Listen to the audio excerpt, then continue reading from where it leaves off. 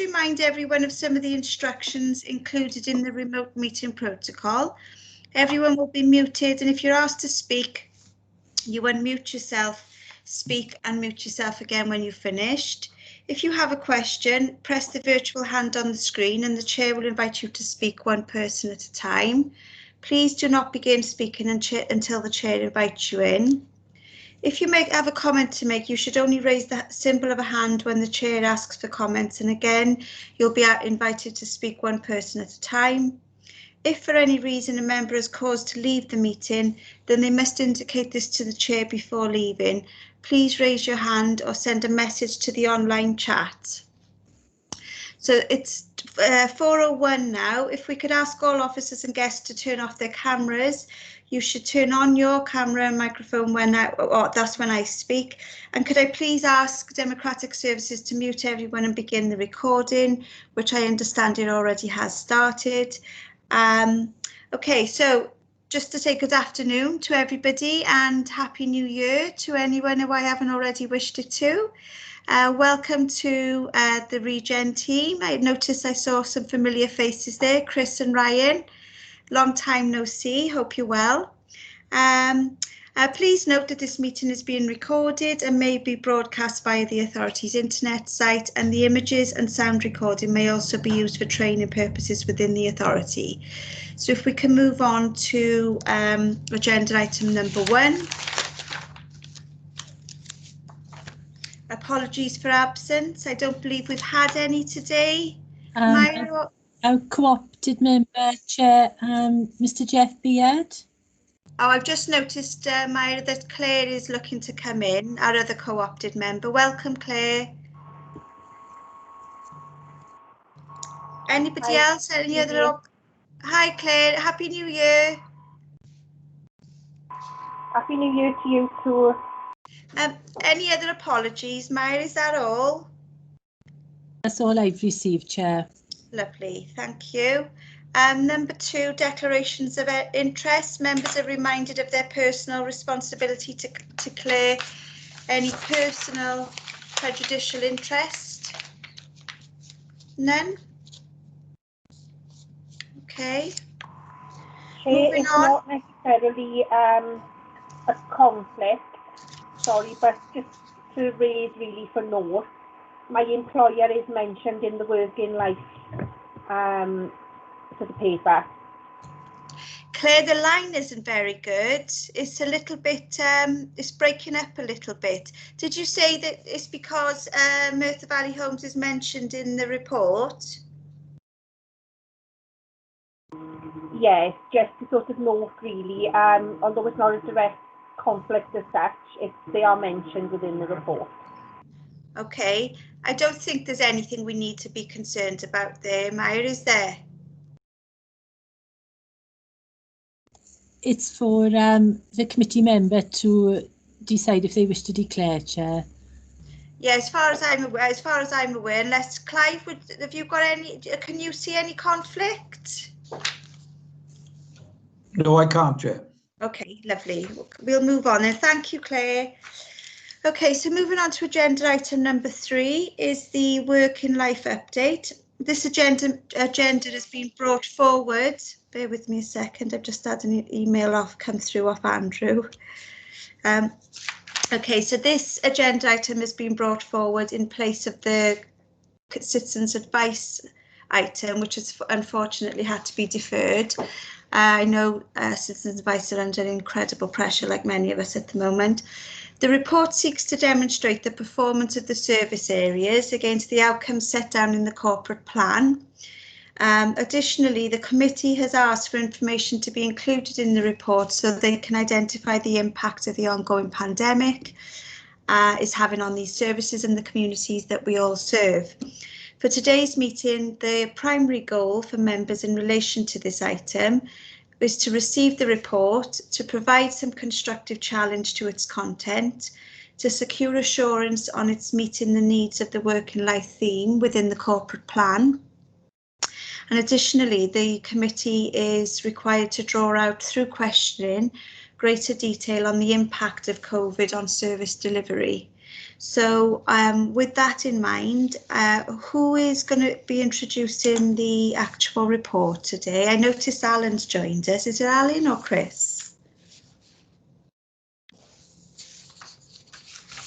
Alan, your microphone is off. Apologies for joining slightly late, Chair. Obviously, the biggest priority which we've now got in our current COVID response is mass vaccination, and I just left a meeting regarding the programme which is going to start in Reader Car Leisure Centre next Monday, which is the 18th. What I'm going to do with this report, if it's okay with you, Chair, I'm going to call in the key officers to run through their areas of responsibility. So I'm going to call on Chris Long first, then Sue Gow, then Paul Lewis, and then I can ask Zoe if she wants to add anything at the end. So if I can ask Chris to come in first. What I suggest then, Chair, if there's any specific questions that fall between the cracks of all that information, specifically around whole town testing, then I'm happy to pick those up as we go along. Okay. Before we start, Alan, if I could just check with the committee, if we're going to have a number of officers doing sections of the report, which is perfectly fine, that sounds great. I just wonder from the committee's perspective, would they prefer to make a note of questions and leave all questions until the end, or would you like to do questions for each officer in segments? Bill? Yeah, I'd like to ask officers questions in between. Okay. It's too long to go to the full meeting, so. Okay, Yeah. Clive? Clive, did you have your hand up? Clive, you're on. Yeah. I think if we all leave questions to the end. In my case, I've forgotten a question I wanted to ask halfway through the meeting, so it's probably best to take it, either page by page or segment by segment. Okay, so we'll do a segment by segment. Alan, who did you want to introduce first? Yeah, I'd like Chris Long to come in first, please, Chair. Okay, welcome, Chris. I hope you had a nice break over Christmas. Yes, I'm sure it was fine. Too much to eat, drink, and I think that goes for everybody really. It's nice to come back to work, actually get some normality, whatever new normality is. So, yes. Okay. So thanks for the introduction. Can everybody see the first page of the report on the screen? Yeah. Right. Okay. So very quickly in terms of the intro. As the scene has been set, this is very much about reporting on working life and our objectives. And as officers, what we've drawn reference to in particular is 1.5, a request that committee members focus on the impact the ongoing coronavirus pandemic on the services, right? So basically what we're reporting on is really the key actions that draw reference to the objectives of working life and what we've done over this reporting period to support the economy in many ways, right? So just getting down to the context, I think just drawing reference to 3.3 and in particular some of our key strategies, and there are many.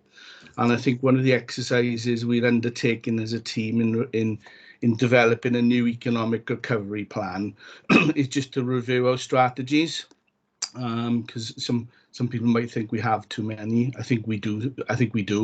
Right. So the exercise is a little bit more refined strategy development linked to our economic recovery plan, and we can talk a little bit about that, I think, perhaps at future scrutiny meetings. But I just wanted to mention that. 3.4, our town centre master plan. That's now been fully endorsed by council, and I'm working with Zoe Thomas in particular just to draw up what our consultation programme looks like moving forward. 3.5 obviously was this morning, right, and the launch of the Carmarthen plan. And I know we were talking pre-meeting about the tone, the vibe, and how pleasing it was really to get this stage and this milestone over the finish line, excuse me. And I think, you know, getting that endorsed, getting that launched today, you know, a real milestone in the journey for the Cyfarthfa plan. And as I say, it was good to see so many colleagues this morning, both internally and externally, talking about the opportunities from an international tourism perspective. It does give us, really, as a local authority working with our key partners. If I can just move quickly down then to my particular section, right?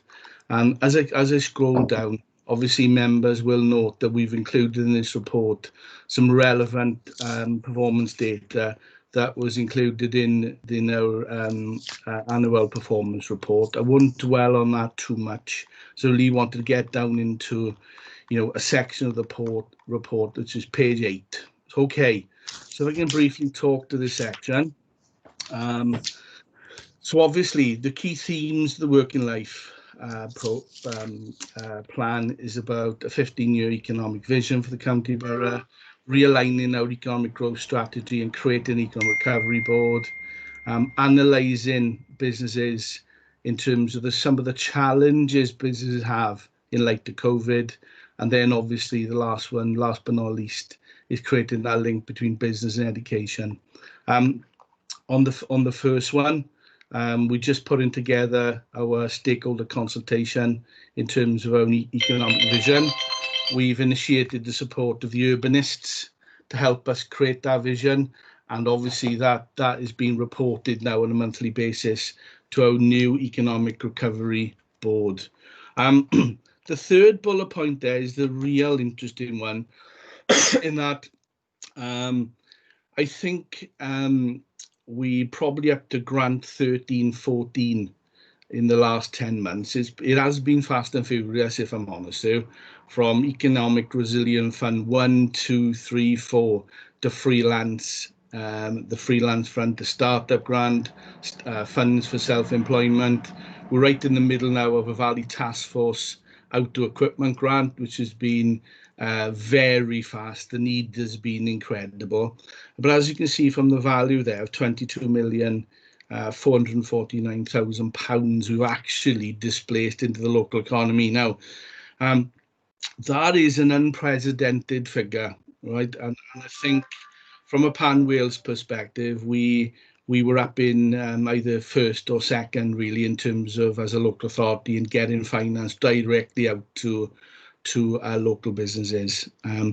That's come as a result. I know the report talks on this a little bit later about the new relationship that my team has with revenue and benefits, right? And you know, Lance is on the call today, and Lance's team now, you are in constant dialogue with Mike Parry, Mark Price and Elaine in Revs and Bens, just to create a better harmony in terms of understanding what support businesses want. And I think that's been a real shining light, Chair, if I may add. It really has brought us into a far better place and knowing what our business database actually looks like. So just wanted to mention that. And obviously the last bullet point is a new platform, really, that we want to develop and grow with, obviously, our Chief Officer for Education, Sue Walker and Chris Olin, developing a business and education partnership. Some of I'll pause in a minute and hand you back then to yourself, Chair, and Alan, to bring Paul and Sue in. Some of the other points I wanted to mention in specific reference to my area is obviously, you know, 6.7 does allude to some of the early work we actually initiated. It feels like a long time ago now, last March. And, you know, given the opportunity to support businesses with PPE, you know, and sneeze guards and, you know, working with Paul Lewis's team to make sure advice and guidance from a legislation and statutory perspective to businesses work really, really well. And again, there's not many pluses as a result of the pandemic, but I do feel, excuse me, I do feel our relationships internally with certain departments has grown very, very strong. And Paul Lewis's team is another one in particular that I wanted to mention. I think apart from, I know the report does drift into some of Sue's work and Paul's, but I just wanted to finish off, if I can. I'll come back to 6.8 is the homelessness challenges that the team are presented with. And again, you know, there are some real challenges by default in terms of housing policy changing to make sure, you know, there are no homelessness on the streets of Pan Wales. Has given us the opportunity. It is an opportunity, but there are consequences as a result of that in terms of budget challenges. And again, you know, we are working with our housing team, and Suzanne Stevens was on the call as well to answer any detailed queries. We are working with our RSLs to look at exit strategies, really, so that when we come out of the pandemic, some of our clients are suitably accommodated. And I know 6.13 does give a bit of an indication, and there's some of the money that we have been afforded with that I know we've presented in different scrutiny areas. So from my perspective, if I take it back to the end of my report and I leave it on 6.8, 6.9 for the other officers, Chair and Alan, I think that gives an overview really of my team's support to the pandemic. It has been challenging. It still is challenging. I think we yet to see the results from an economy perspective in terms of, you know, what does our new economy look like. I think we talking to businesses every day, and some of our key businesses are hanging in there. But that word hanging in there is really, really serious from you know, not losing some of our key business to the pandemic, because obviously some of our early strategy around hospitality and tourism development is really a tipping point, really. And I know our strategy over the last 5-10 years was to grow that economy. So, and rightly so, some of the businesses just hanging in there. Hopefully we can get them through spring and summer, and we can all come out the other end. So I'll pause now. Otherwise, Chair, you'll talk all day. You know what I'm like. And I'll hand it back to Chair and Alan. I'm happy to answer any questions. On the call as well are some of my service managers, Chair. So if there's any detailed questions, I'm happy to bring the officers in to ask any details in terms of my last 10 minutes. Thank you. Okay, so before we move on to any other officers, Alan, are you okay if I just go straight into questions for Chris at this point, and then we'll move on to the next person? Yeah, if I just make a comment about the effort that the team has made, which has been split really into two priorities. Obviously, there's the response to the pandemic, but I think equally as admirable, working with elected members, the team has still kept the agenda going forward. And I know I can see Councillor Clive Jones on my screen in front of me. Clive was part of the launch this morning of the Gyfartha plan. So to keep things going, because this pandemic would last forever, and then we need to come out of the current situation into recovery, and Merthyr needs to come out of this very strongly to work on the successes that we've achieved previously. So a big thanks to the team. Thank you, Chair. Okay, thanks, Alan. Before we go to questions, could I just welcome Councillor Andrew Barry to the meeting as well? Welcome, Andrew. I know that you've done a lot of work, obviously, with the officers as well, as this is your portfolio. I know you've done extensive work and videos and support for the community on particularly on the grants. I've seen those myself. So welcome to the meeting, and committee, don't forget that obviously as cabinet member is here, we can also direct questions to Andrew as well, which I'm sure he'd be happy to answer. So on that note, if we could go to questions. This is specifically to Chris Long and the economic recovery part of the report. So if we go to Clive first. Thank you, Chair. Obviously, the parts that Chris refers to is in different parts of the report, so I'll try and cover them all. I'm on page 5 to start with, under 3.4, the town centre plan. Can you remind me, Chris, I have seen it somewhere, what the funding, the Welsh Government Transforming Towns programme for JOLS is, and can you also tell the committee what the redevelopment in Marsh House, what that will be at the end of the redevelopment? I've got two other questions on the same page, Chair. Okay. Okay.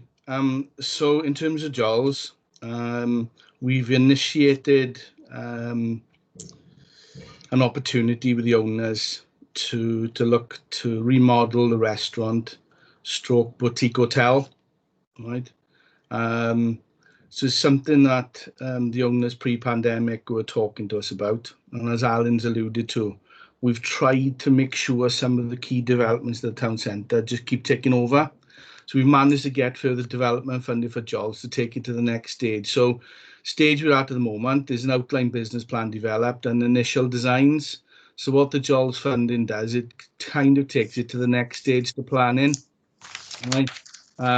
So what that will give us then really is an opportunity to apply for funding, right, for that development. In relation to Marsh House, there is an aspiration for a local, well, it's Bike Park Wales actually, local tourist attraction being Bike Park Wales, to acquire or work in partnership with Marsh House, again, you know, coming out of the pandemic, because obviously we know the use of Marsh House at the moment and what it's being serviced as. So again, it's another opportunity to perhaps work up something in 2021 that gives an opportunity to a building within the town centre. So Bike Park Wales are looking to remodel it as a hotel, right, for their customers that, as we know, travel down from some of the affluent societies of the world. So what a great opportunity it is to have some of those people, right, who've had a great day up on the mountains, to come and actually stay in the town centre and spend some money in the town centre, right? So, and again, potentially in JOLS. Yeah, so what we're trying to do is link up accommodation from a Bike Park Wales perspective directly into the new evening economy, and if we can take JOLS to a different level in terms of food, etc. So that's what we're trying to do. They very, very early stages in the development, and that's why Welsh Government liked the idea, and they were prepared to award small-scale finance to help develop the schemes moving forward. So I hope that's kind of given a sort of rounded view, Clive, in terms of where we are. Thank you, Chris. That was very interesting. I mean, next question is next paragraph under 3.5, referring to the Cyfarthfa plan. I learnt this morning, as you say, I was on the system there, together with Councillor Bill Smith as well, he was there. You referred this morning to the fact that there's recruiting going to take place for another 7 board members. Do you happen to know what the timeline is with that? Will we see 7 new board members within the next few weeks, or is it going to take a bit longer than that? And is this going to be by advert? It stipulate what you're looking for as a board member? Yeah. The answer is yes to all of those. It's going to be months as opposed to weeks, Clive. I think it's going to be open and transparent. It'll be national advert. We're working with, obviously, the new chair of the Cyfarthfa Foundation, Geraint Talvin Davis, daily at the moment. He's become Zoe Thomas's best friend, right? I know she won't mind me saying that tongue-in-cheek, Zoe. But no, I think there'll be a plan put in place, right? Obviously, from our perspective, we're going to make sure that plan is robust enough to make sure that, you know, we reach out, and it is about reaching out to some of the best people, right? And this is where this board is going to be different, we feel. The best projects have to have the best governance and the best boards, right? And I think, you know, by sheer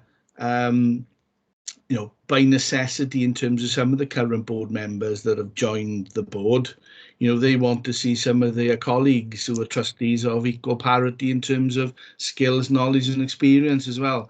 So we're hoping that this will be a board like we've never had before. I do think it has to reflect the community as well, mind. And I think we are making sure there is some form of community balance to the board, and I think we've set these out in some of our high-level desirables to Geraint Talvin-Davies, some of the early board directors, just to make sure that we got the right people on board that can deliver the project really. Yeah, thank you for that. And you're right to refer to the community balance. I think that's an important aspect of it. On the same page, right in the very bottom, it's under 4.3, the very last part of it, and you refer particularly to the lack of clarity about forthcoming changes related to the UK's withdrawal from the European Union, etc. Well, we're out of that now. So has completely leaving the EU affected the lack of clarity about forthcoming changes? And my understanding over the years was that we had received quite a considerable amount of money from the EU, but that stops now, or is there is a short lead-in time before it stops? So most of our programs are to 22-23, right? So if I talk about Deb Newton, who's on the line, I think from an employability perspective, that's our biggest form of European money, European Social Fund, and all of Deb's programs are circa 8 to 10 million pounds through C4W Plus, Bridges to Work, Working Skills for Adults, NET, etc., etc. We have a contract to 22-23. We're starting to see some light coming from the UK Shared Prosperity Fund, which is the replacement fund.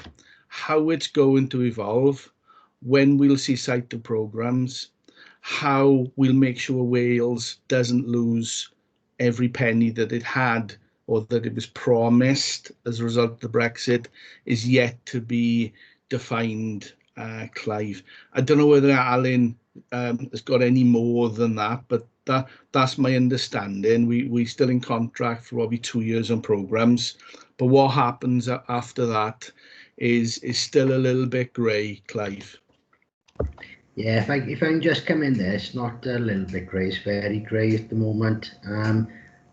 You'd be aware, Clive, that the debate is still raging about how this money is actually going to come into projects that deliver on the ground, whether or not there's going to be a UK-based fund which is accessed directly by regions, by authorities, whether it's going to be administered by Welsh Government in some sort of hybrid version of what WEFO currently does. It's very confused at the moment, but hopefully we'll get some clarity as we move out of the current situation that we find ourselves in. And on that very point, Chair, the Shared Prosperity Fund is much, much smaller than we would ever see from European funding. So there's going to be a lot of people trying to get money from that out of a much smaller fund. So I can see all sorts of complications coming into that. Can I ask for, I wanted to ask a question. I presume it's still under your jurisdiction, Chris. On page 6 there, the performance figures, the bottom of page 6 going into page 7, that's your area as well? Yeah. I note from those figures that they are, when you compare and look at each one, they have gone down from the previous year. Is that down entirely, or a lot of it to do with the COVID-19 issues that we've had over the last 9 months? Yes, it is, Chair. Yeah, it is. If you, yeah, and generally it is, and that's why we wanted to put it in there actually, just to show, I think, what we're experiencing from a data perspective in perhaps some of the decline in employment opportunities, right? And as I mentioned earlier, I think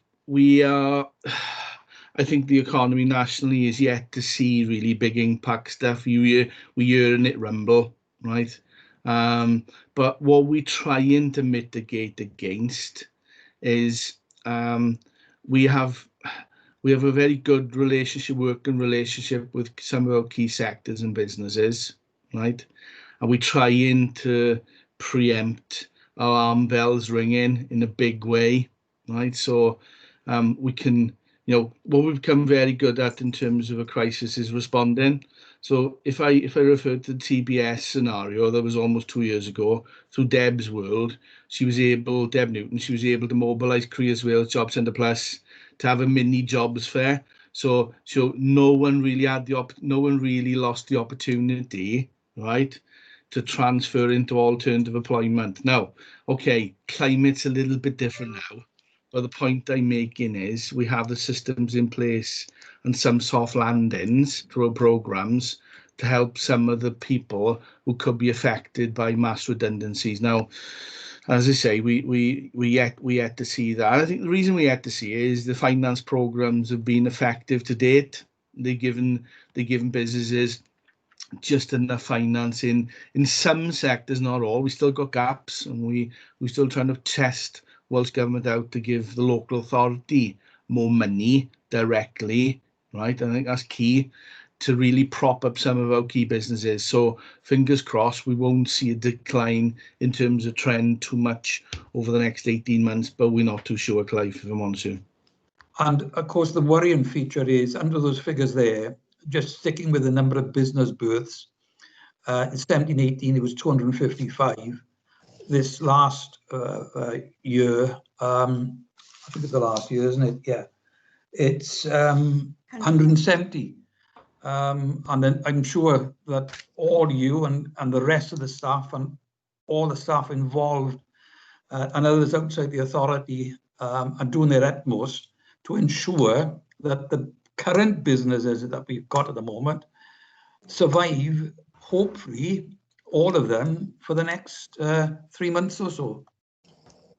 Yeah, and I think you're right. And again, it's what I mentioned earlier, really. I think we've become very good, Lance, and our business support team with Mike Parry, Mark Price and Elaine, and really good at responding to opportunities.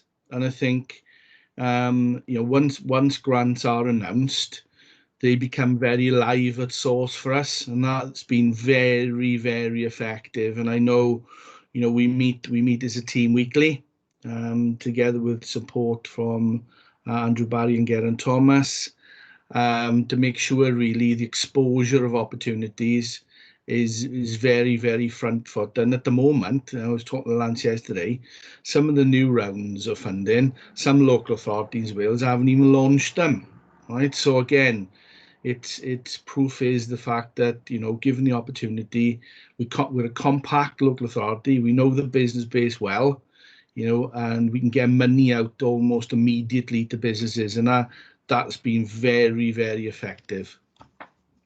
Chair, thank you for that. I'll ask other questions afterwards because they're on COVID. But one last quick one with Chris on top of page 13. I won't want to miss the opportunity. You refer to completing work on the Merthyr bus interchange, which I presume you mean the bus station itself. It looks as if it's quite close to completion. Do you have any up-to-date time factor as to when it's likely to be completed? Yeah, we're heading towards the end of March. I'm pushing the team and the contractors for a date, but it's leaning towards the end of March. We have a very robust soft landing plan, a transitional plan, from contractor into local authority, into my team, because we'll be managing the facility. So we've appointed some of the staff, and we've appointed other staff to be the interface between town centre people and buses. But no, you're right. It's great to see it develop, isn't it? On the backdrop of the COVID, you know, I only live down the roads, you know, and I'm over there every night just looking at it and thinking, God, you know, £12 million, we're so lucky, right? And I think, based on the conversation this morning of international quality product from a tourism perspective, we've got a quality product in the bus station, and I think, you know, we set a new bar here in terms of physical regeneration and getting the best of the best. So I'm pinning them down for a date, Clive, and I'm hoping the next week or so we'll be able to fix them down, and we can see the buses moving from Glebel site right down to the new station. Lovely. Thank you, Chris. Thank you, Chair. I'll come later on with questions if I can about COVID. Thank you. Okay, thank you, Clive. I know we've got questions from Claire and from Bill. Claire, if you'd like to go first. Thank you, Chair. I am having some IT problems, but hopefully you can all hear me. Firstly, I'd like to say, sort of give my gratitude really to all of the teams, because they have been working in extremely difficult circumstances and have sort of adapted and reacted very well. I don't kind of underestimate the sort of level of the tasks that the teams have had to provide during the pandemic. I've got some questions. Could I ask sort of two questions really? The first is what sort of involvement the local authority are having in the Kickstart scheme to provide sort of training for young people. So Chris, I don't know if you want to answer that first, because my other one then refers to the street. Yeah, okay. To save me talking all day, then, if I can bring Deb in, she'll be able to add. Deb Newton is yours, is she? I am indeed. Hello, Deb. Hello, can you hear me? Hi, Deb. The volume's not very good. We can barely hear you. Are you able to turn your volume up a little bit? Can you hear me okay? No, it's even worse now, Deb. Okay. So basically the answer is yes, Claire. We've participated in the programme. Our submission has gone in. We're hoping to bring a report to council in February on it. We think it's a great opportunity, because I think in the past, Claire, as you know, we've had intermediate labour market models through Job Match, Future Job Fund, that the local authorities benefited from. Kickstart is a flavour potentially of a new model that we like.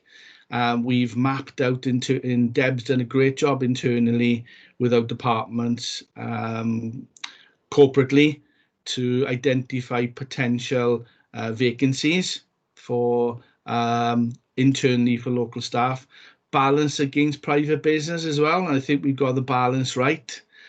So we should be able to really provide support to individuals as 16 to 24-year-olds that have potentially been made redundant as well, to get them back into work, right? Because there is a data line, and Deb will know this is my favourite line, the 16 to 24-year-olds. There's been about 350 in the last year that have been made redundant. That's our target market. Right, so hopefully we can provide some great opportunities both internally and externally for those young people to participate in Kickstart. Where it's interesting as well, Claire, through our new Economic Recovery Board and our partnership, we've been working with our partners on this as well, notably DWP, the college, the job centre, obviously directly through the learning coaches, to make sure that we've got a kind of coordinated approach to it as well.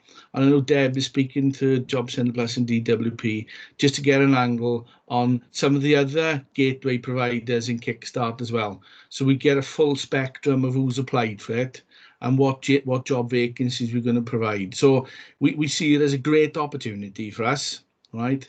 And hopefully the Kickstart will lead into further opportunities aligned to some of Deb's world as well, because obviously, as I mentioned in the first question, we've got a raft of programs, C4W, so Kickstart won't be in isolation. they'll get the support from other programs as well as a wraparound.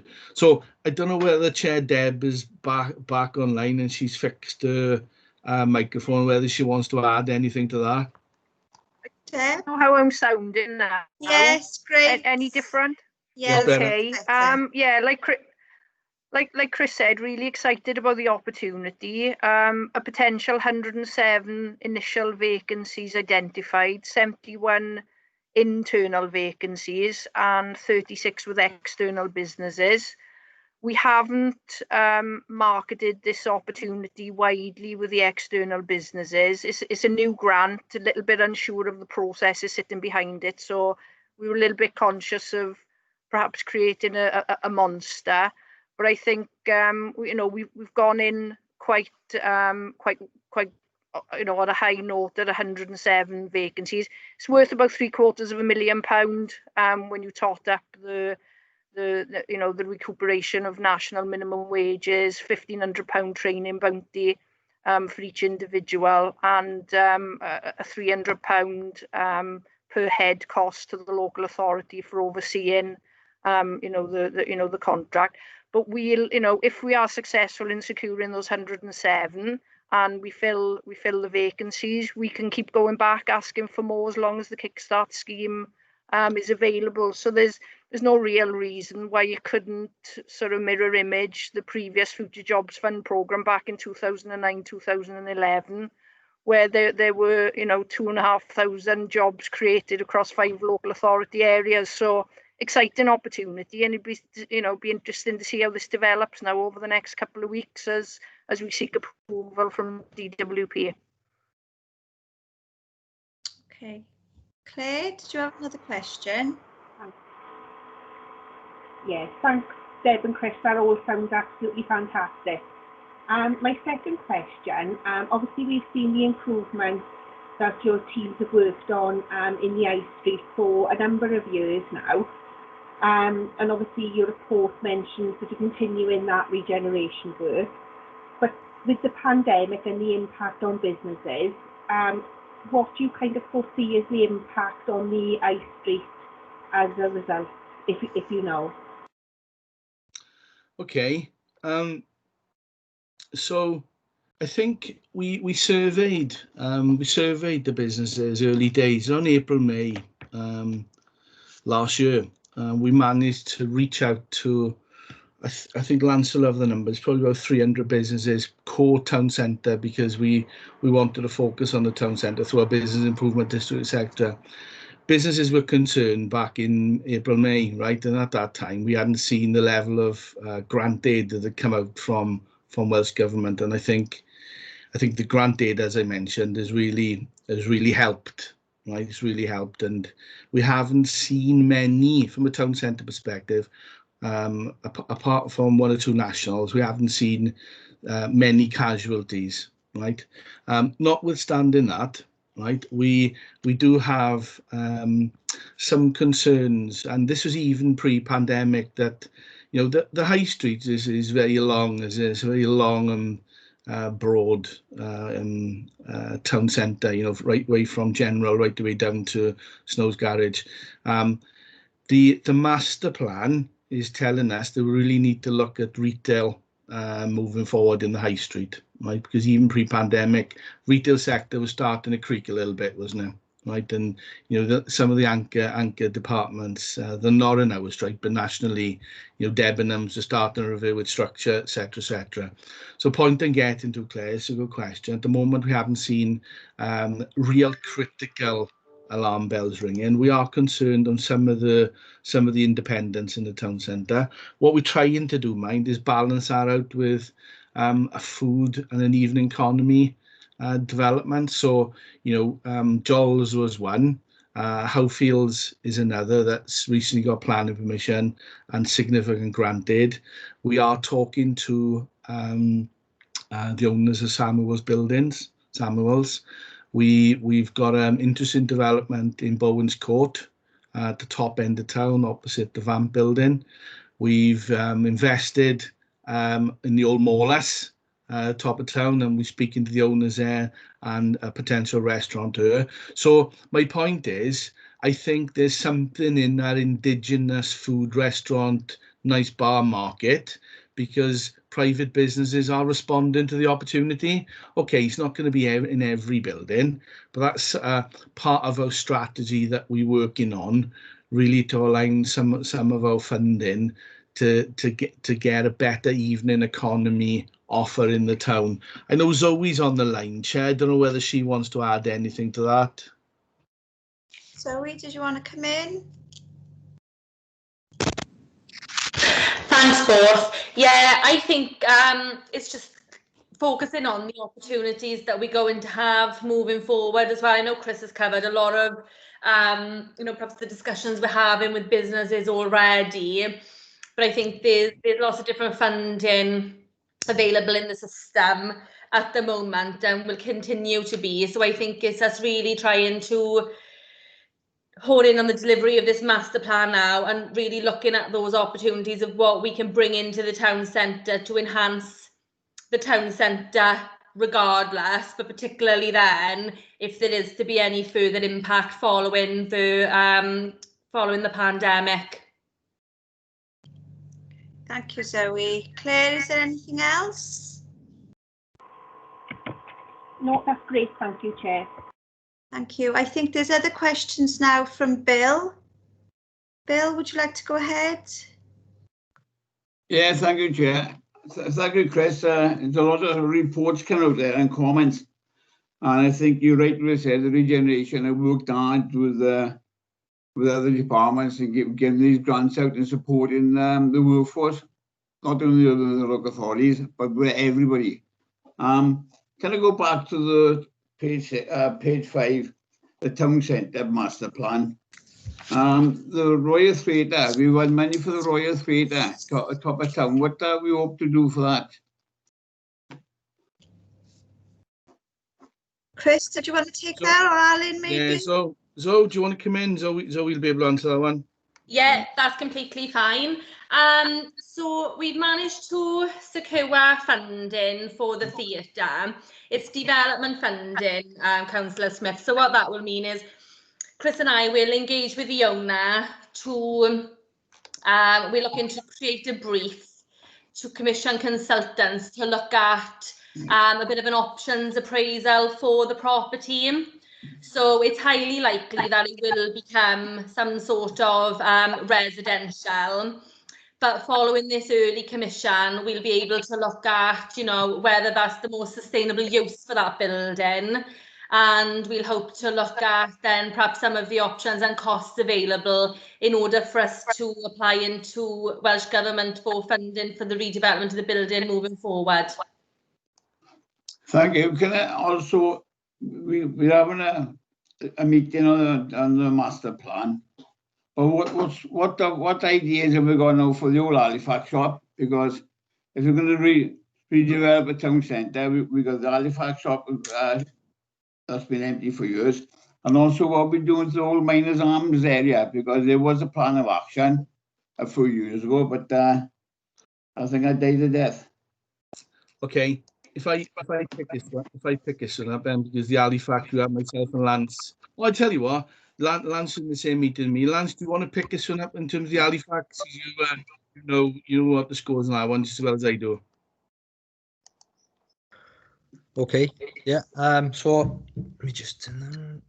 So in terms of the old Halifax, can you hear me? Yeah, great, no problem. Yeah. So in terms of the old Halifax, we previously engaged with a business that had expressed an interest in there, but unfortunately that wasn't able to progress. We now engage with a further business who are looking to take on the property. They're engaged with the new owners of that property, and the owners are based in Southampton. So there's been a pre-lease issued to the interested party. That's at solicitor stage at the moment. There's a couple of issues to get over in terms of completing on the lease. One of the issues with that property is it's not currently, the commercial unit is not currently connected to the grid in terms of electricity. So there's a little bit of work to be done there. They're also in some discussions with with our building control department as well in terms of locations of fire doors. So I think that's the current status on our property. Okay, thank you. In terms of the miners all, Bill, and I know it was a question that Councillor Clive Jones asked me in the previous scrutiny about the bigger building. It's a tough one, isn't it? Right? We've got on our list of buildings to tackle in the town centre, and our list is quite long.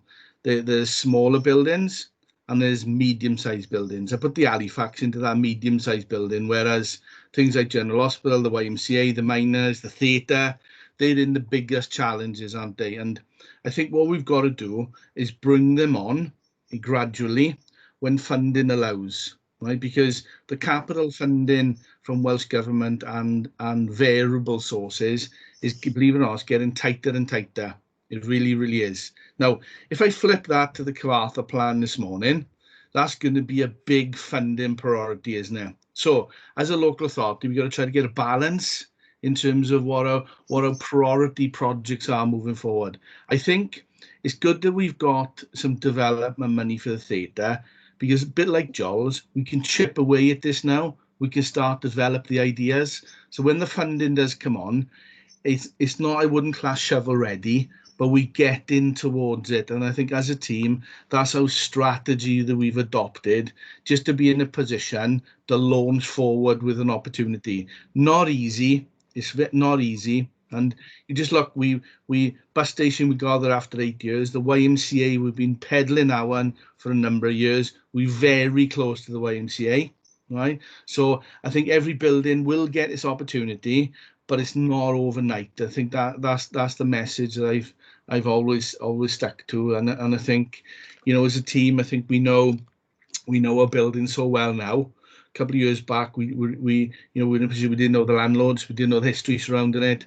But Lance's example then of, you know, knowing the Halifax building, the only thing he didn't comment on, I think, what colour was the toilet roll, Lance, in the Halifax building, yeah? So my point is, I think we've become accustomed to mapping buildings out very well so that we can work with the owners when the opportunity comes. I'd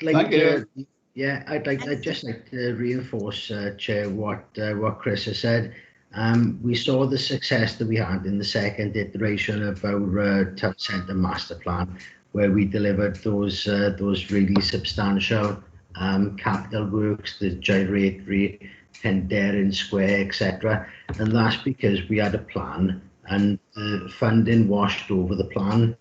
I think the granular detail that Chris and his team have now gone into with the rest of the physical built environment in the town centre really is chiming with the type of finance which has come out of the Welsh Government, which is very specific to town centres as opposed to big infrastructure spend. So I think we're well placed. Anything else? Yeah, I got the last question. It's on page 8, and the last bullet point: business education and training partnerships. Where can the regeneration apply for funding for grants for the schools for computers or laptops for home learning? Because at the present moment now, we can see there'll be no school now for the next couple of weeks. Then we're going to go back on for vaccine, everything else, make sure everything's right. And the pressure for parents every training and teaching the children, especially with they haven't got the laptops, can't afford the IT specialists. So can we go through the regeneration for funding for that and working with the education department? Because it is an issue, you know. We've got schools sending money back sometimes. Perhaps we should start using that. But I think we've got to discuss this fully. And also with the training, we've got to start looking how we train our 16s to 25s, totally different. And the older people, 35 to 40, because everything's a change. And we can't rely on IT for the older ones. You've got to go back to the old with the tools and bits and pieces, help them out. And we've got to get the youngsters up and going. It's a difficult one on the IT provision. I think I think we've never had, as far as I'm aware, opportunities for funding for laptops and IT connectivity, both hardware and software for schools. Perhaps that's something we can take offline, Al, with Sue Walker, perhaps, and have a conversation with her. The funding streams aren't sort of mixing at the moment, Bill. Obviously, the provision of IT equipment from an education perspective is purely in the world of education, whereas perhaps work we did 20 years ago, especially around the gurners, there was that opportunity that we could sort of dip in from a regeneration perspective. That doesn't exist at the moment, but obviously we're working very, very closely with education at the moment, hence this partnership we put in place. So we constantly review it. Yeah, sorry, Chris, you answer the rest of the question. It was only to finish off, really, Bill, on 1624. Yeah, I agree. You know, modern day curriculum linked to, you know, inward investment and seeing really what opportunities there are for modern day. Well, for young people, you just look at gaming, isn't it? There's one. You know, the technology hubs and the creative industries. You know, we really need to pick that baton up, really, and see what the curriculum looks like linked to, you know, Lance's World in Business Starts. You know, because it's the fastest growing, it's been noted as the fastest growing industry for many years, but you can't really see it, you can't touch it, can't feel it.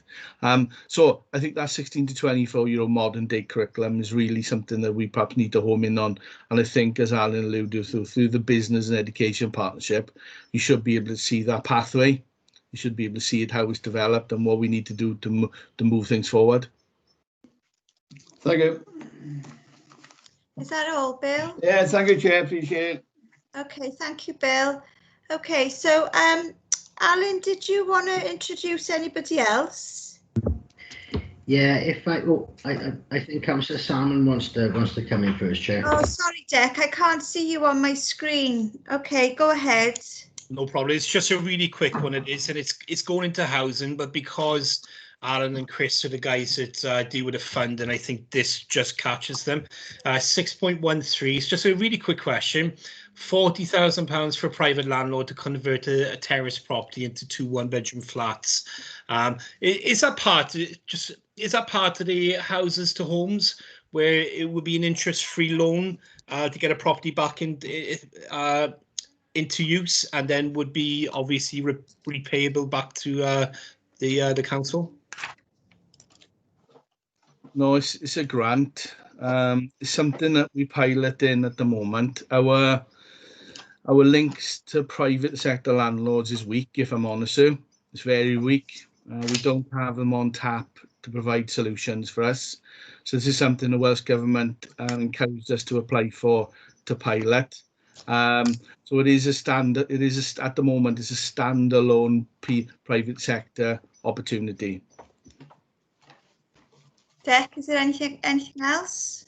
No, I will have some on housing after, but that's all for Chris and Alan. Okay, Bill, your hand is still up. But if you Sorry.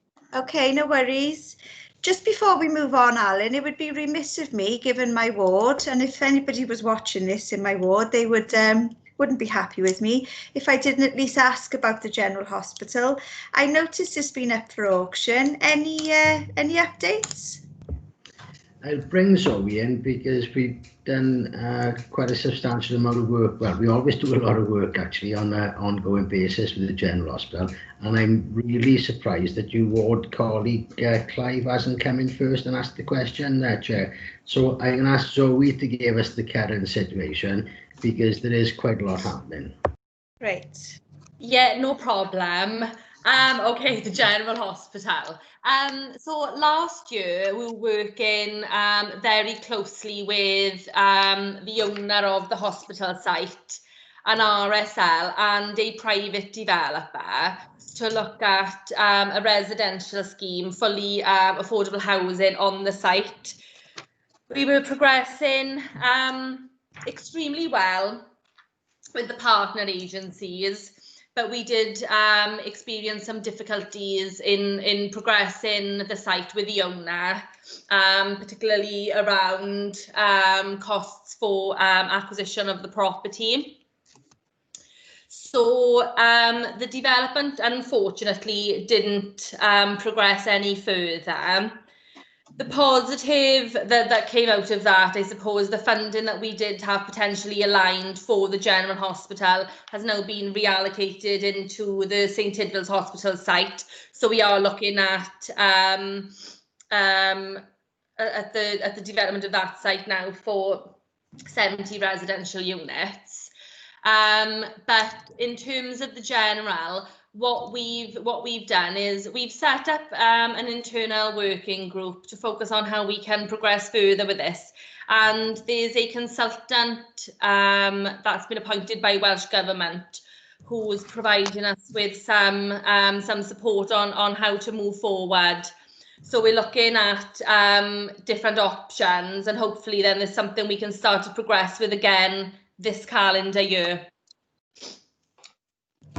Yeah, that was, Zoe was deliberately vague, Chair, because of the legal situation we find ourselves in, which we don't want to compromise, obviously, in a publicly recorded meeting, but we're happy to speak to the ward outside this meeting. Okay, could I ask, so could you give me and Clive an update after this, and I'm sure Clive will let Chris know as well then. Thanks, Alan. Yes, okay. No problem. Okay, so moving on, Alan, who's next? Well, obviously, Chris Long has been the good guy and done all this positive stuff. So I'd like to call Paul Lewis in next to the bad cop act and tell us about the way that his service has been able to operate and enforce the rules and regulations through COVID. Okay, so introducing bad cop Paul. Sorry, Paul. Chair. Can I just check if Paul wants his report on the screen, or is he going to put his own report up? How do you want to play it, Paul? If you could leave this one up, Chris. I've put a request for control. I'll try it again, and I'll scroll through it then. So there should be something popping up on your screen. Yeah, that's all he wants. Brilliant. Thank you, my friend. Brilliant. Thank you for the introduction as bad cop, Al. Pleasure, Paul. Pleasure. Thank you. Good evening, Chair and committee members. As you can appreciate, the year since that's just passed now, since March, has been turned upside down in terms of the work we've done at Protection and Safety Services with the pandemic, and obviously having to change our work programmes mainly to COVID enforcement activity. 5.2 of the report will give you an oversight on antisocial behaviour increase. I don't want members to be too concerned in relation to the huge increase in figures, because what South Wales Police were doing was recording any COVID related call as an antisocial behaviour call. So it wasn't antisocial behaviour as we historically know it. Any form of COVID breach, which was people gathering when they shouldn't be gathering, were being recorded as antisocial behaviour. So the pure antisocial behaviour as we know it from historical data, youth annoyance, those sort of incidents, they have remained relatively static. Although we did get increased concerns around the town centre, particularly during the first lockdown period. There was a linkage to obviously us having to house a number of homeless individuals within the Castle Hotel, and there was a perception of antisocial behaviour linked to the Castle Hotel. What I can assure members is the residents within the Castle Hotel, antisocial behaviour in the town wasn't directly linked to those residents, but there was a link to individuals who were associates of those individuals congregating in the town centre and meeting those individuals. So there's been a work programme ongoing, which some of the members may have sat on, looking at some of the issues we've got within the town centre and antisocial behaviour, looking at the number of support networks within the town centre that lend itself to individuals who may present an antisocial behaviour risk. And that is an ongoing piece of work. It's not being helped with the pandemic, and obviously a lot of our resources are pushed towards dealing with the pandemic. But I can assure members that is a work programme that's ongoing and is getting focus across Alan's directorate, because it does bring in housing, it does bring in community safety, and it brings in regeneration about repurposing some buildings. So that is probably something we'll bring to a later scrutiny. In terms of the town centre, we were also successful in obtaining Home Office funding under the Safer Streets project. So we were successful in obtaining £500,000 to increasing measures to combat antisocial behaviour in the town ward. So that's going to be increased CCTV, increased lighting, tannoy systems being brought into place. And all this work now is hopefully going to be completed by the end of this financial year. So that's a positive in relation to tackling some of the ASB that may be occurring in the town centre. If I can go on to my protection and safety services, which is predominantly trading standards and licensing, they have been tied up in relation to enforcing the regulations on business shutdown. As members will be aware, this has been changing on a monthly basis, depending obviously on the pandemic levels in Merthyr. And we've been engaging and explaining, first of all, with businesses on what the measures are and trying to help businesses that can open in a COVID-friendly manner, and obviously deal with those businesses who, due to whatever the pandemic level may be, of having to close, and monitoring those businesses to ensure that they are complying with the law. 6.15 within the report identifies some of the statistics around the amount of businesses we've engaged with and the enforcement activities that we've been undertaking. It's been particularly stressful, particularly with businesses who are forced to close, and you know the difficulty that presents for that business surviving. So, you know, that does present a challenge with for us in dealing with those businesses. But I think what we've been able to do, particularly with the hospitality trade, and I'm particularly proud of this with Merthyr, is from the offset, we established a good communication channel through a closed Facebook group, managed to get the majority of the hospitality businesses on that group, and we were able to work with them proactively. We had a seminar with those businesses to get them COVID compliant. And I think that lends itself to the enforcement activity around the hospitality trade, perhaps compared to other authorities, in that we didn't have to take much enforcement action with these businesses because we worked with them to get them COVID compliant. And I'm sure members will know some of the town centre businesses in the hospitality trade, the measures they put in place in order to be COVID compliant, and the amount of good business practice that Merthyr had. So, you know, that's a different way, perhaps not as bad cop there. We were good cop in that scenario, in that we worked with them rather than being seen as a heavy hammer coming in. And you know, we were quite proud of the fact that police partners working across, say, Cwmtaf, the difference in approach when they came to Merthyr, in that the trade were already versed in what they needed to do to comply, and they were quite robust in their enforcement. So I think that's a plus for us in the authority. The difficulty we have had is changing regulations. Every 4 weeks we'll have a new set of regulations which will have unique twists within those regulations, and we as enforcers quite quickly have to adapt to those new restrictions and get that message out to the trade, and that has been problemsome, particularly with late in the day those regulations coming through. So on some occasions we're not advised on the Friday and they're coming into force on the Monday, so you know we have to quite quickly catch up with the changes. As I say, within 6.15 that will show you an overview of the work that we've done as a section in terms of enforcement and engagement. And that is ongoing now. As you know, we're at alert level 4, and there's quite a robust clause at the moment. The focus, for instance, for our teams at the moment is the police in the supermarkets, which I'm sure you've seen across the media all week, and Welsh Government are paying particular focus as to the role supermarkets take in enforcing social distancing and essential goods being sold. And that's currently something we're working on with other local authority partners and Welsh Government and the businesses in question. It'd be amiss of me not to mention emergency planning, perhaps a service you don't see at the forefront very often, but they've been since March extremely busy in terms of worst case excessive death planning with the hospitals, mortuary services, our cemetery services and crematoria, to ensure that we're making plans for the worst.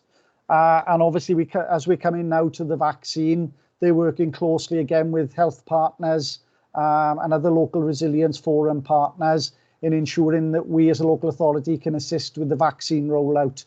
So emergency planning behind the scenes have been doing a lot of work with dealing with the pandemic, dealing with the mass testing, and now dealing with organising the vaccines. So they've been quite busy working in that area. Without going any further, I'm sure members would have questions on the service areas, so I'll open it back to yourselves, Chair.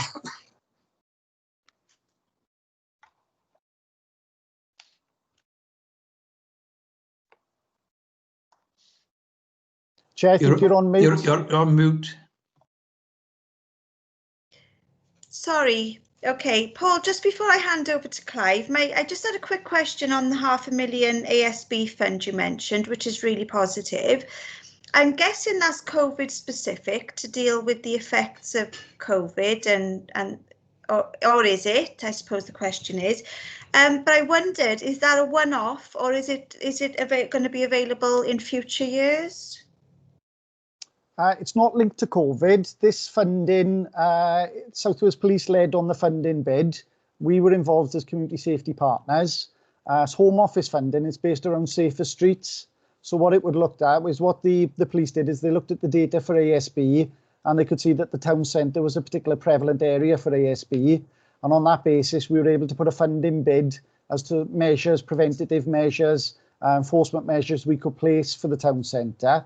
The difficulty we've had is COVID then came along and it was very late in the year. We were advised we were successful. So we've been motoring now to get that project in place, ready for delivery by the end of the financial year. There will be further Safer Streets funding that we could bid for.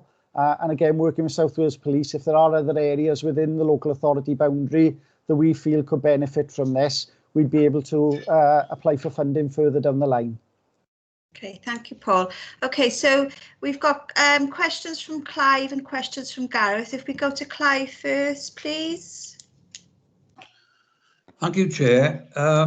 Well, the first one is in relation to paragraph 6.3, page 8, which has been touched upon by Paul, and that's in relation to the supermarkets. I was absolutely delighted that the First Minister for Wales and the team there are going to zoom in on supermarkets because, frankly, I don't think they've been playing the game, or they were abiding by restrictions during the first lockdown, but then things just seem to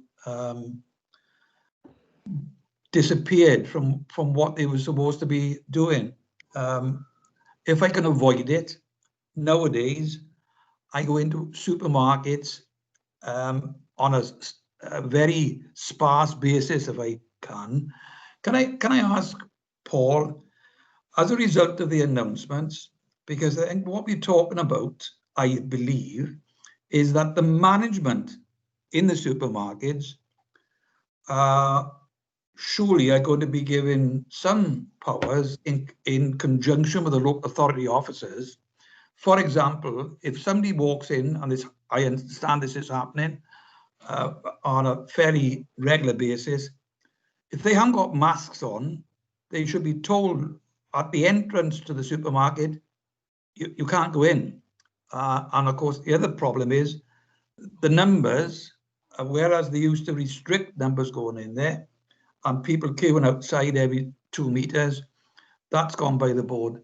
So could Paul explain exactly what they'll be able to do with all these supermarkets, who all of them have done quite well out of the COVID-19 restrictions? Yeah, certainly the initial lockdown, it was quite noticeable as we all queued outside supermarkets at some stage, I've no doubt. There was quite a robust policing method in place at the original lockdown and the original restrictions put in place.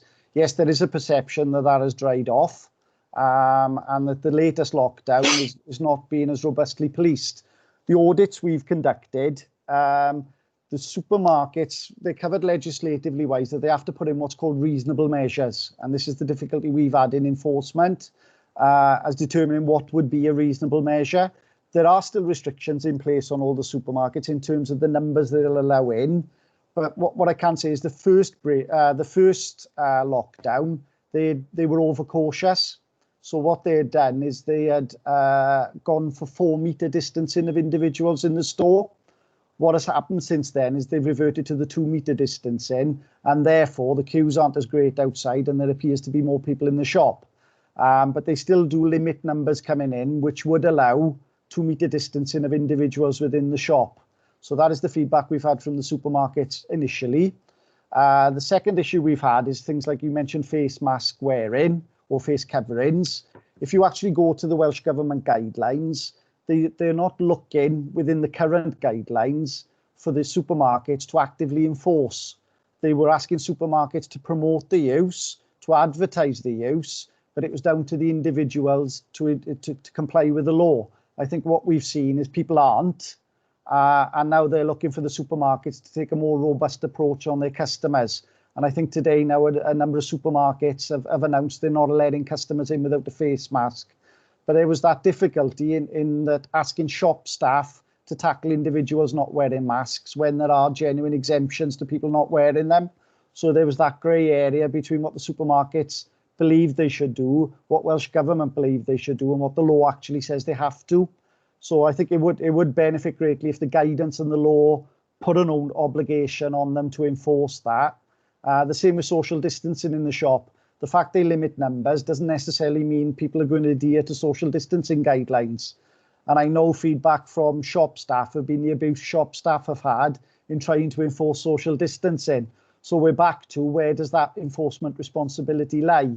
Does it lie with the shop workers to try and tackle individuals who aren't adhering to social distancing? Or is it a personal responsibility on us when we're in the store to keep the social distancing ourselves? So it's that difficult balancing act of is it our individual responsibilities? If the store does limit the numbers, the onus is on us to act responsibly, or is it the shop to robustly enforce? So I'm hoping what comes from Welsh Government this week will nail that, and we'll know exactly what we then, when we do our inspections, can expect the shops to undertake.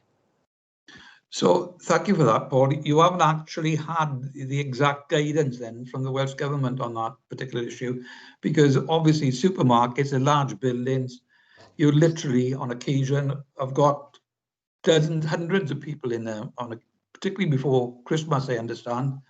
So that if they're going to deal adequately with this virus, surely they've got to bring in guidelines to restrict the number of people at any one time inside the stores.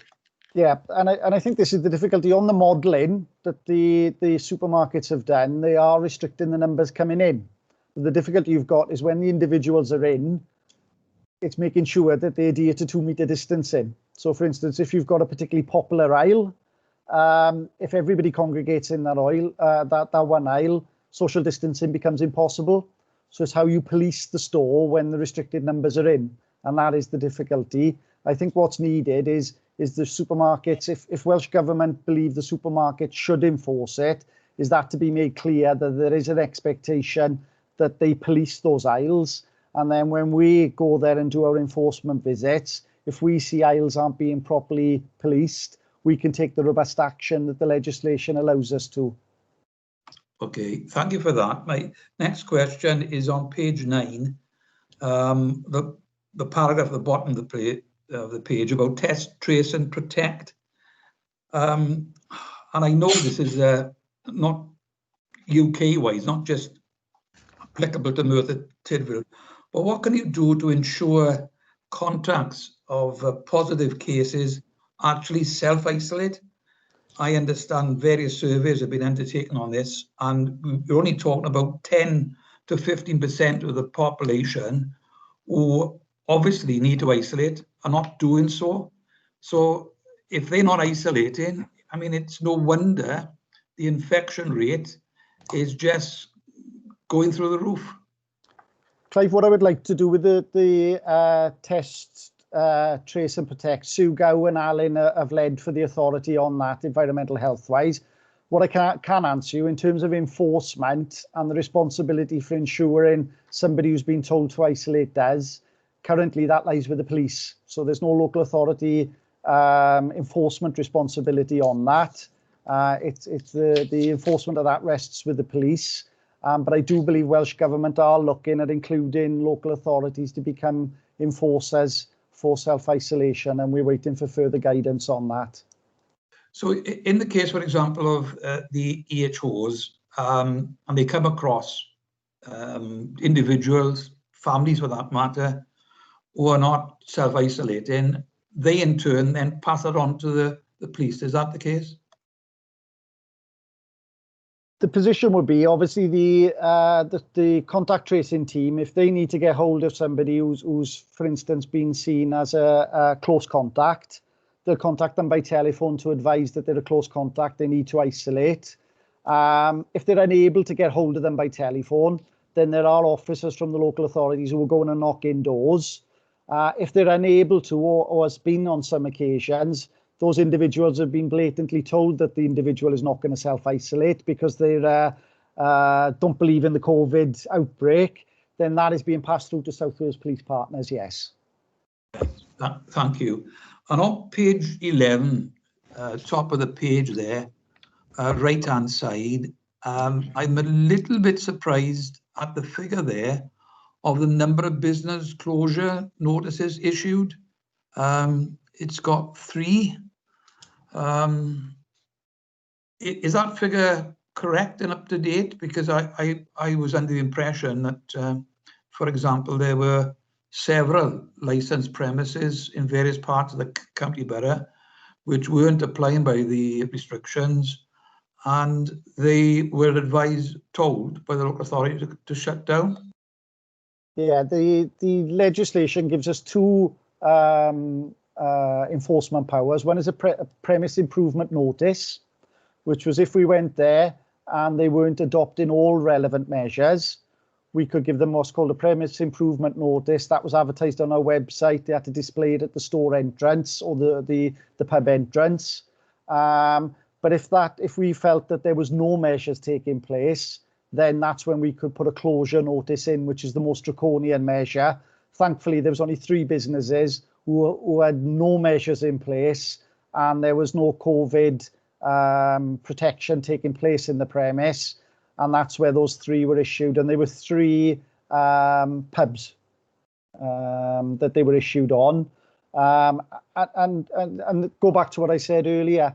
The fact there's only 3 issued, I think, is a plus rather than a minus, because I think it points to the vast majority of our hospitality trade adhered to the guidelines. I mean, some who felt that they couldn't open didn't open because the social distancing didn't allow an economic model to reopen. But the ones that did open, they did, a lot of them, put in real strong COVID measures to protect their customers. And so I see it as a plus. You may see other authorities have issued 10, 15 closures. I see it as a plus for Merthyr that we didn't have to go to that because our premises were complying. And I go back to the work that we've done preparing them for that, led to compliant premises. And I'm sure any of the members who visited some of the hospitality premises in Merthyr would have seen the strong measures that were put in place by our businesses to make sure that the customers had a safe experience. Thank you for that, Paul. Chair, I've got 2 questions which relate to housing. I saw Susan Stevens on the list of attendants. Can I ask those questions now? They're quite short. If you keep, Clive, if you keep those ones, and right. 6.9, I know you had one for Susan Gow as well. So if you keep those ones for now, let me just check to see if there's any more for Paul. I can't see any other hands up. Are we all okay to move on? Yeah, if I could call Sue in next, because obviously the work that Paul has carried out in his team and Sue's team have been very closely aligned, especially in relation to enforcement. But obviously, there's other aspects to Susan's team's work, especially with track and trace, which we just touched upon, which is slightly different. So perhaps if I can call Sue in, and then we can extend this discussion afterwards. Okay, thank you, Alan. Thank you, Chair. Environmental health have been very much on the front line of the COVID response. But I would like to say, and I think it's quite important to stress, that we have maintained business as usual as far as possible. So we have maintained response to customer complaints and requests. And in the early days, we did see requests go up quite significantly in terms of things like noisy neighbours, where people were at home over the summer period. We've kept things like our air quality action plan on track, so that's been approved by Welsh Government. As Alan said, our work has been very focused on COVID, and we've been working very closely with our trade and standards colleagues on enforcement of the regulations and in supporting businesses in implementing measures to prevent the spread of COVID in the workplace. So we've got activity now which is going to be going on with the Health and Safety Executive, Trading Standards and ourselves specifically in relation to the workplace. Environmental health have obviously been involved in test, trace and protect. So specifically in investigating clusters in workplaces and in the community. So probably ones that are known to members would be things like Keypack and General Dynamic, Taneka Walker. So working with those businesses to find out whether there are issues there and what we can do to prevent onward spread. A lot of work has also gone on in supporting our education colleagues with test, trace and protect, looking at cases and contacts in the school environment to make sure there's not onward spread there. Also in our higher education settings and early years settings. We've been working very closely with our social services colleagues, giving infection control advice in our care homes to keep our most vulnerable safe. And one of the things that has come out of this, which Chris mentioned early on in his report, is that the one good thing that's come out of this pandemic is it's broken down a lot of barriers between departments, and we're working much more closely together to achieve shared outcomes. So on that point, because I think Paul covered a lot of the types of things that we do, I'd like to sort of open it up to questions. Clive, did you have one for Sue, or has she already answered it? I think she's given a very comprehensive answer to a number of aspects, Chair. No, Okay. I am got a specific question. Okay, Bill? Yeah. Bill, did you have a question for Sue? Sue, I got a question for you. Is it an act of Parliament now that nobody can be removed from tenancy if they cause a problem? You've got to go through the courts, but they can't evict anybody at the moment? Yeah, I believe that is the case. It's been extended until the end of March. Right, okay, thank you very much. Any others, Bill? No, fine. That's a very good report. Okay, thank you, Sue. I don't think there's any other questions for Susan. If everyone's happy with that, I think Alan is just the housing section now, and is that Suzanne? Yeah, that's correct. If we can just get Suzanne in to give us an overview. I know that someone's put in the chat bar about the comfort rate. I don't think we need that, Chair. If okay. Suzanne comes in with housing, and then we can hopefully wrap it up into hopefully committee seeing the integration of all this work through this period. Okay, thank you, Suzanne. If you want to just do a brief introduction and then we'll go straight to questions. Thank you. Yeah, no problem, thank you. Yeah, as you can see in the report, back in December, there were 95 households across all of our temporary accommodation provisions. Unfortunately, that has increased to 125 as at the end of last week. That does include all our hostels and the 2 supported accommodation provisions that we have, and 70 of those placements are in B&B. We continue to have support in place in all the B&Bs, with Pobl, the Salvation Army and Cornerstone providing support. In the Castle Hotel in particular, there is support there overnight as well, which Cornerstone are providing. In light of the lockdown, we've put additional provisions into all of the temporary accommodations, particularly the B&B, in terms of providing additional resources like kettles, microwaves, etc., so they can access foods. We've also given resources to Cornerstone to supply emergency food packs should they be needed. We didn't do it as a matter of course like we did in the first lockdown, because we did find that it did sort of present additional challenges in terms of ASB, with service users having additional monies to use on alcohol and substances, which did increase some of the issues for us. That said, it doesn't mean to say that our move on isn't successful. We've had quite a good rate of move on since the start of the pandemic, and we are working well with our RSLs, who are offering us all their 1-bed accommodation. But what we tending to find is, as we rehouse 2 people, we have another 3 presentations coming through.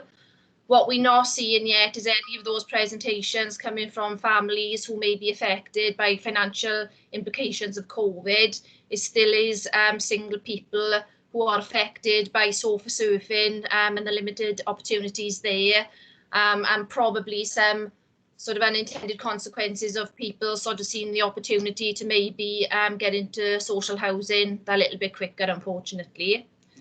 So, as I said, we are working well with our RSLs. We have seen an uplift in our housing support grant for the next financial year of an additional 689,000.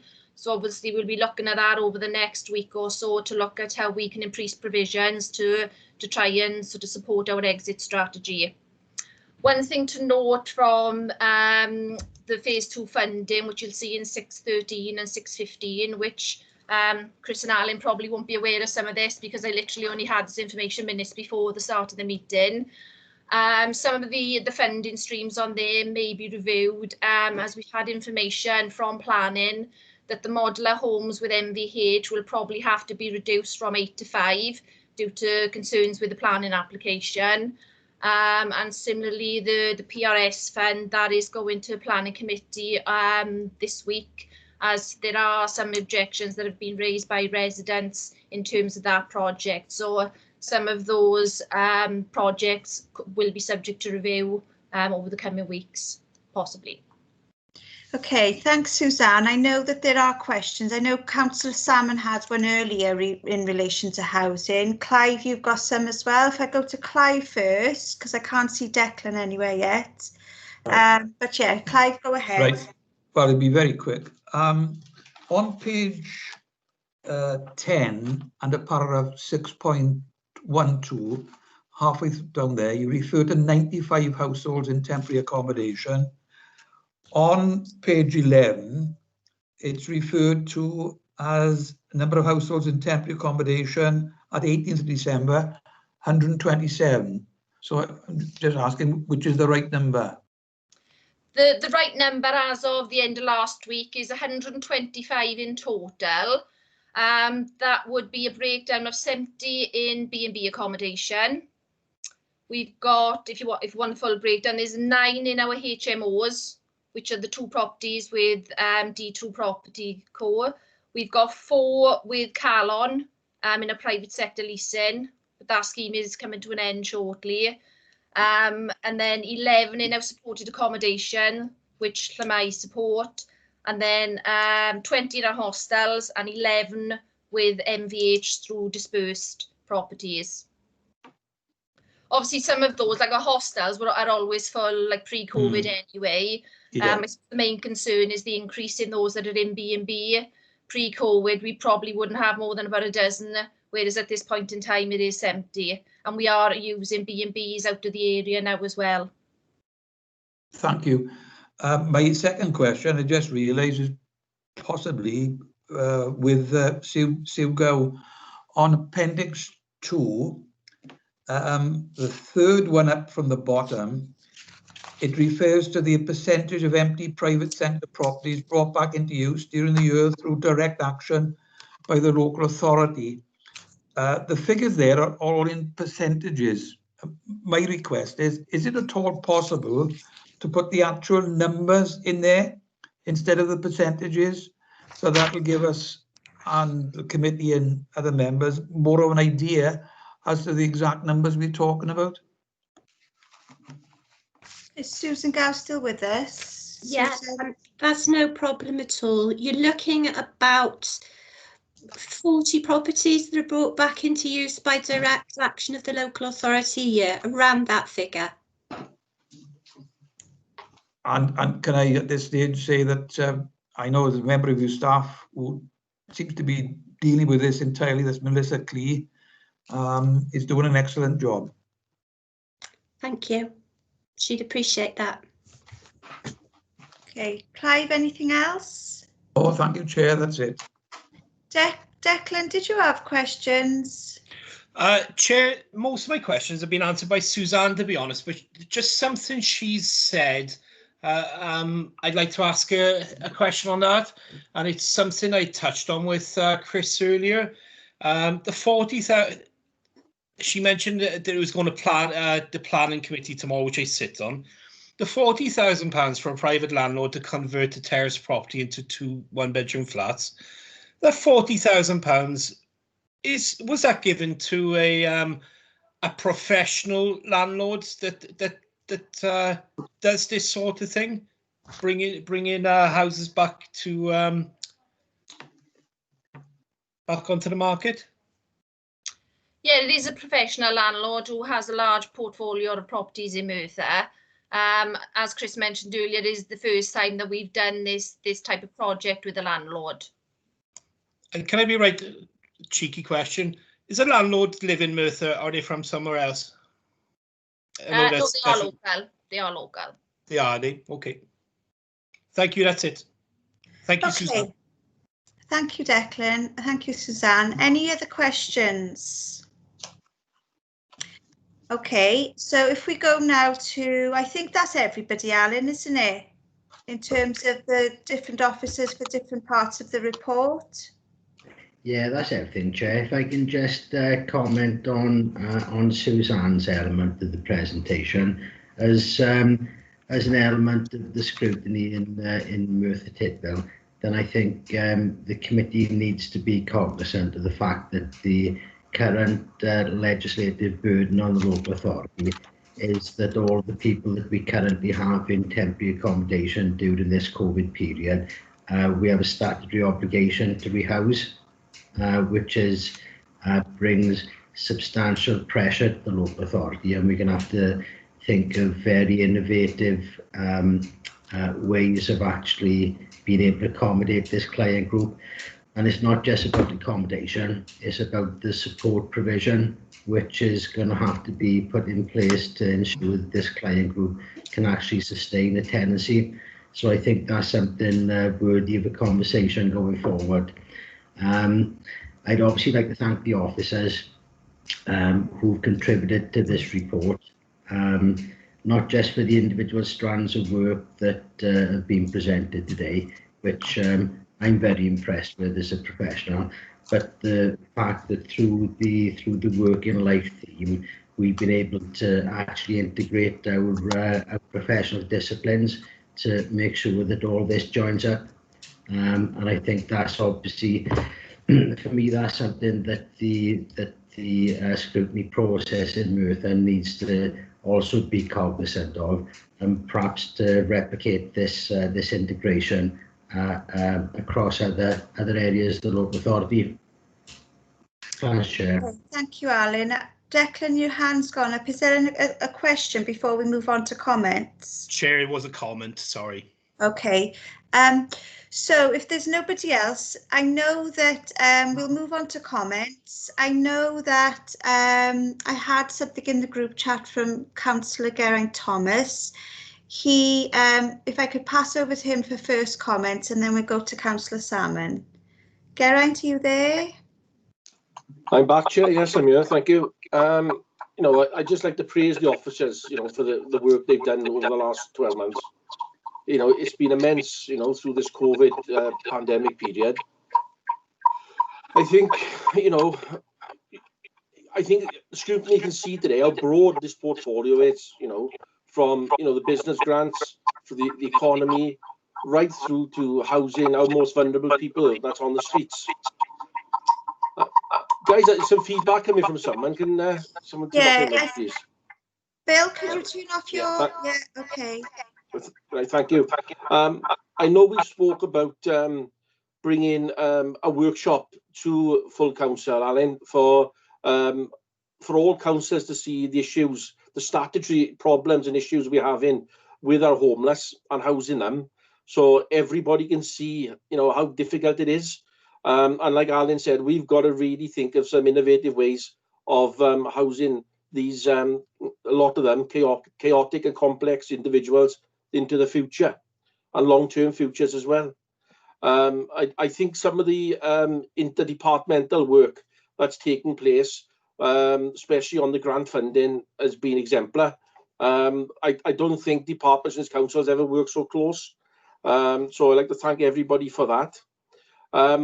On bringing some of those houses back into use, Clive, those 500 houses that you said, is something that's on my agenda as well, something I look at, and I think part of the workshop, we should include that, you know, a holistic view into bringing these houses back.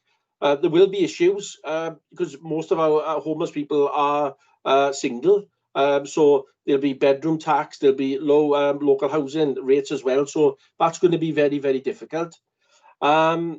And I think going into 21 now, let's hope we can get this vaccination program rolled out very quickly and people can get vaccinated, so we can really get back to, well, whatever normal life is going to be as soon as possible, because the longer this goes on, the more issues that we're going to have as well.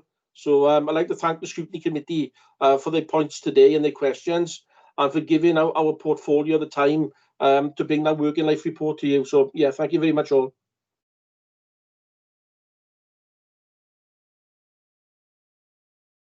On mute, Tan. Thank you, Geraint. Clive?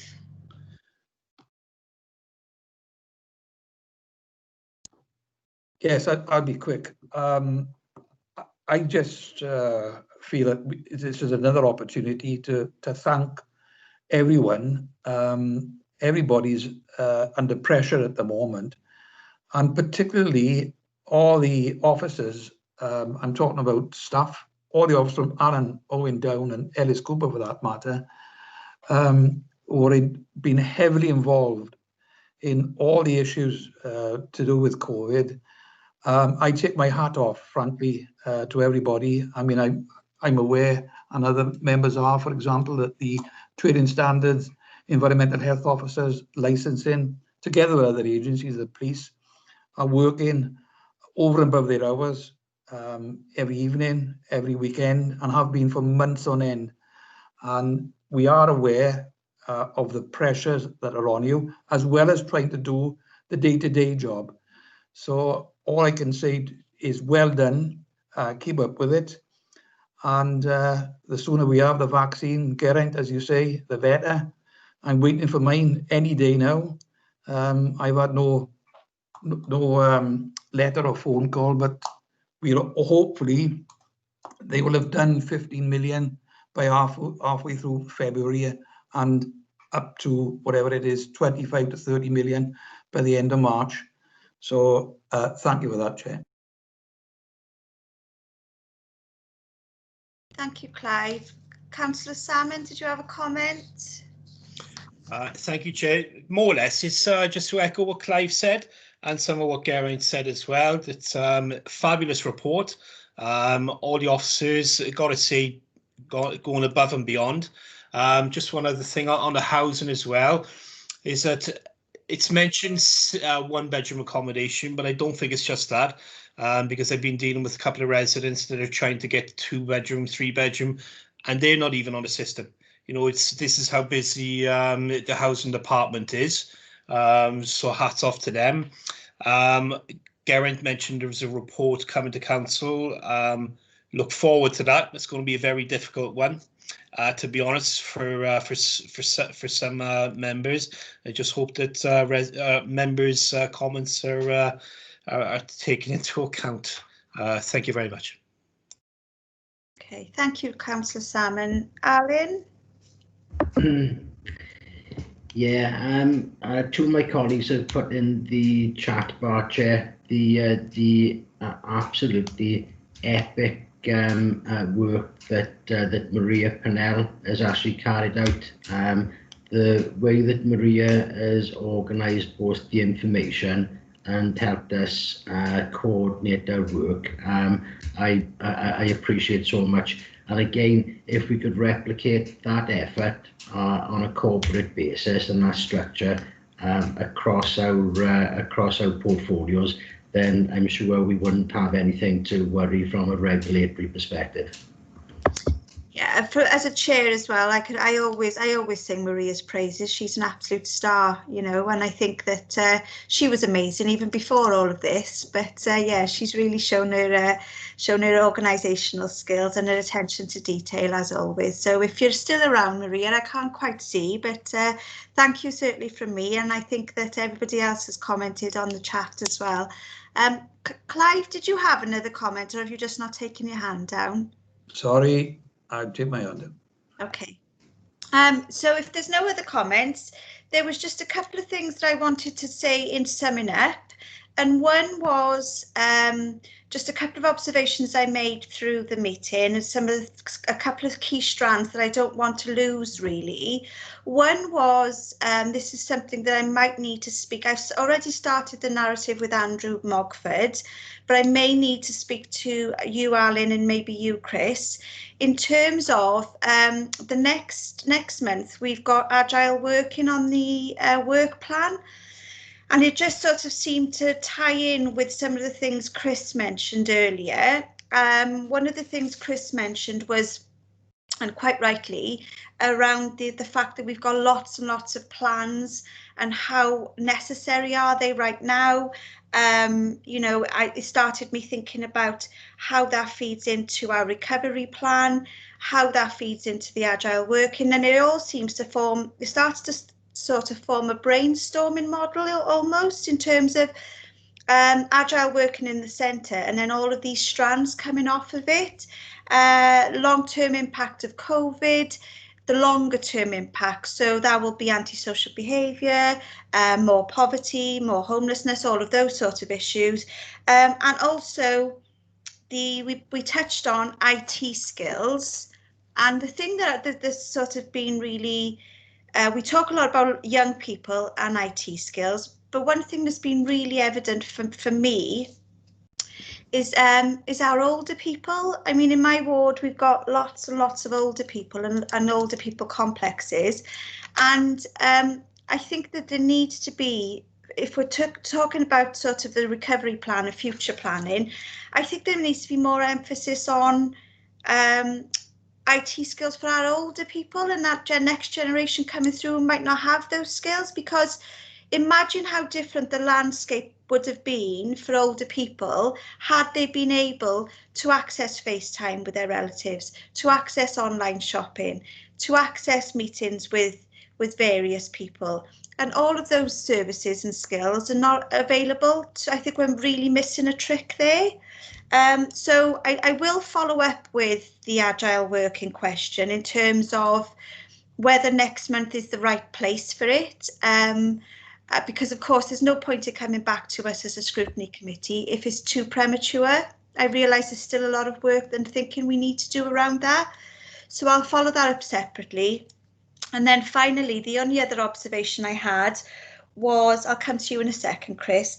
The only other observation I had was around the point raised, the valid point raised by Clive around the European funding.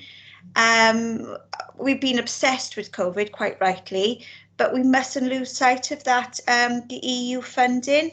So I'm thinking, well, I made a note during the meeting around this might be something for us to add to the work programme next year, for us just to keep an eye on that in terms of, you know, we mentioned Deb's fund, and it being in 2021, up to 2023 potentially, which means that next year we really need to start looking at when those projects come to an end and what happens after that. So I'd like to follow that up as well. Okay, but I'll make sure that that's factored as a follow-up action on our action planner. So Chris, did you have something to add to that? Yeah, it was only a last comment from me. I think I welcome the agile working component, because agile working stroke better digital connectivity, because one thing coming out of the master plan for the town centre is the town centre needs to be more digitally orientated, right? And that goes down to a layer of SME digital awareness as well. Because I think what we're seeing through the grants opportunities, businesses are very good at running their businesses. Are they good at business and e-commerce? No, right? And this is really a growth area linked to agile working. The SME base needs to adopt as well. So I think it's agile working internally is very important. If we just flip it to the wider economy, is equally precious there as well, so we can broaden the appeal. So good, that's a really good point, actually. Okay, thank you, Chris. Was there anything else? Okay, so just to say, final comment from me as chair is just to mirror what everybody else has said, a huge thank you and huge appreciation to all our officers who've been working flat out, cabinet members who've put in the work, and all the team effort and everybody pulling together. It's been really, really lovely to see, and just a big thank you from me, really. And I think on that note, unless there's anything else, we shall move on. Thank you, guys. I'm guessing Alan and Chris and everybody else, you're not going to hang around for the next agenda item. No, thanks, Chair. No, thank you. Thanks, guys. Thank you. Okay, thank you. Bye now.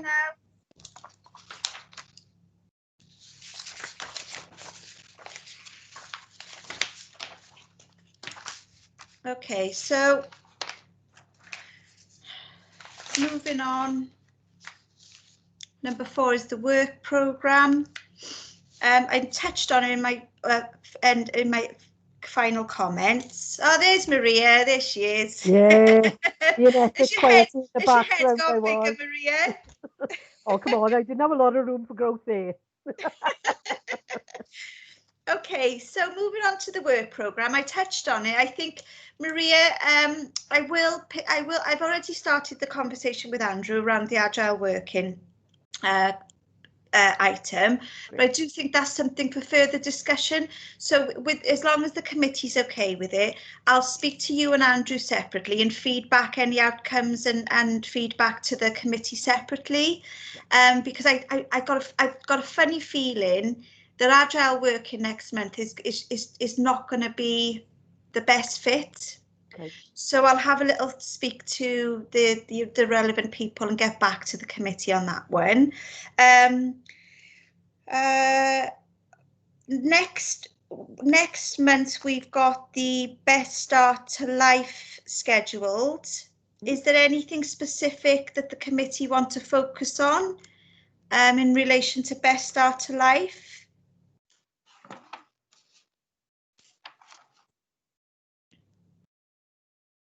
No? Okay, that's fine. So just to recap then, what we will do with Best Start to Life is very similar to what we did today and what we asked for at the beginning of the work programme, and that's putting that COVID lens over Best Start to Life, impact of COVID and so on and so forth. Again, following up from Clive's point earlier with the EU stuff, I think let's make sure that we don't lose sight of the EU impact as well on all of these programmes, particularly Best Start, because I imagine there's going to be some impact there. Okay, so at the moment we've only got Best Start to Life and possibly the agile working, and I'll get back to you guys on that. We touched on the citizens' advice in pre-scrutiny. We'll push that forward. Is there anything else on the work programme? Yeah. Chair? Go ahead, Kai. Yeah, thanks.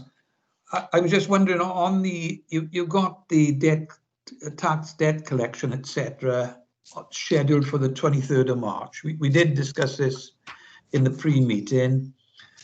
in view of the fact that they're under the cosh with all problems that they are dealing with the COVID, could I suggest to you that perhaps it might be an idea if you move that item due on the 23rd of March to the 4th of May? Yeah, I'm happy to do that, Clive. And Maria, I'm wondering whether just for now, whether we could maybe consider the agile working in March instead of, so move the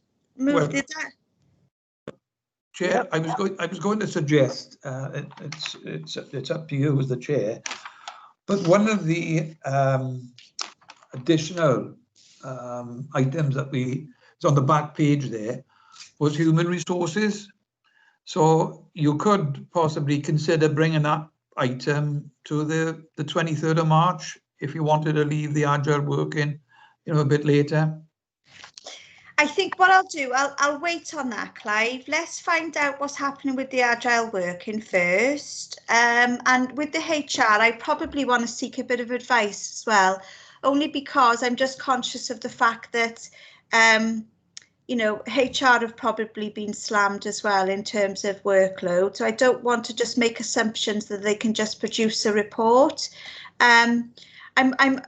I'm not against the idea, Clive. I suppose what I'm saying is I'm open to the idea, but I'd like to maybe seek a bit more advice. So let me speak to the relevant people first and I'll get back to you.